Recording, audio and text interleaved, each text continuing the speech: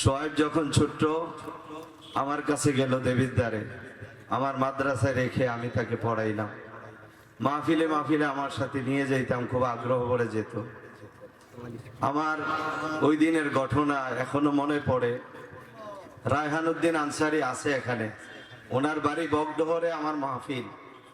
এই সোহাইব আহমদ আশরাফি একটা হুন্ডার কিনলো ঋণ করে, আমাকে মাহফিলে নিয়ে যাবে শুধু দোয়ার জন্য। বলতো হুজুর আপনি দোয়া করে। আমারই নিয়ে গেল সেই নবীনগরে। তখন প্রচন্ড শীত, তার মাথায় হেলমেট নাই, তার হেলমেটটা আমাকে পড়াই দিছে। আমি যখন নবীনগর গেলাম, মুফতি বেলায়েতুল্লাহ কাসিমি সাহেবের শ্বশুরের মাদ্রাসা মাঠে হুন্ডাটা রাইখা আমারে বলতেছে, হুজুর আমার হাতগুলো দেখেন। আমি তার হাতগুলো ধরে দেখলাম একেবারে বরফ হয়ে গেছে, রক্ত শূন্যতার মতো হয়ে গেছে। ওই দিন আমি চোখের পানিগুলো রাখতে পারি নাই। আমি তাকে না দেখাইয়া চেহারাটা অন্যদিকে ঘুরাইয়া চোখের পানিগুলো ফেলছিলাম আর বলছিলাম, আল্লাহ আমার এই স্নেহের সোহাইব অতি গরিব, একটা গরিব বেদাতি এলাকা থেকে আসছে, আমার জন্য এত কষ্ট করলো, এত কষ্ট করতেছে। ওয়াজের লাইনে এই সোহাইব যতটুকু উঠতে চায় তুমি তাকে উঠাইয়া দিও। আমার দিল বলে আমি তো গুনাহগার, অযোগ্য, দোয়া কবুল হওয়ার মতো যোগ্যতা নাই। আমার দিল বলে ওই দিনের দোয়া আর চোখের পানি, হয়তো আমি তার উস্তাদ হিসাবে ওই চোখের পানি আলহামদুলিল্লাহ আমার সোহাইবকে আল্লাহ এতটুকু উঠাই দিয়েছেন। আমি তো স্বপ্ন দেখতেছি সোহাইব একদিন এই বাংলাদেশে আলহামদুলিল্লাহ বড় বড় ওলামায়ে কেরামদের কাতারে শামিল হয়ে যাবে ইনশাআল্লাহ। আল্লামা সাজিদুর রহমান সাহেব দামাত বরকাতুল আলিয়ার কাছে দরখাস্ত করছি, হযরত আমার এই ছেলেটার জন্য আপনি দোয়া করে দেন।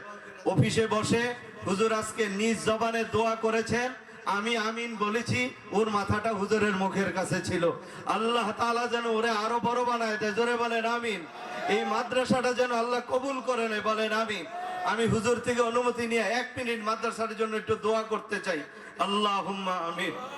ইয়া আল্লাহ আমি আদম গুনাহগার, আল্লাহ আমার স্নেহের সোহাইব মাদ্রাসা করেছে আল্লাহ ইলমি দ্বীন প্রতিষ্ঠা করার জন্য।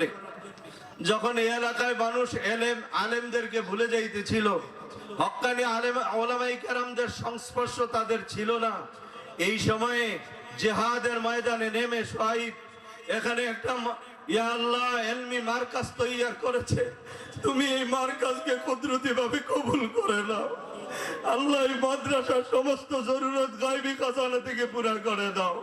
এই মাদ্রাসা এই পর্যন্ত যারা টাকা পয়সা দিয়েছে এদের দান কবুল করে নাও আল্লাহ। এই মাদ্রাসাকে তুমি দাওরে হাদিস পর্যন্ত পৌঁছিয়ে দিও, মাদ্রাসার মসজিদের ব্যবস্থা করে দিও।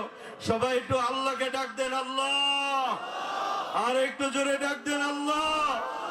আল্লাহ আমাদের দোয়া কবুল করে নাও আল্লাহ, আমাদের সবাইকে তুমি মাফ করে দাও।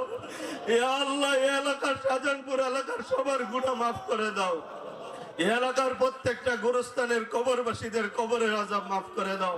সোহাইব আশরাফের দাদা দাদি নানা নাসির সহ আত্মীয় স্বজন যারা কবরবাসী হয়ে গেছে আল্লাহ তাদের কবরগুলিকে জান্নাতের বাগান বানায় দাও।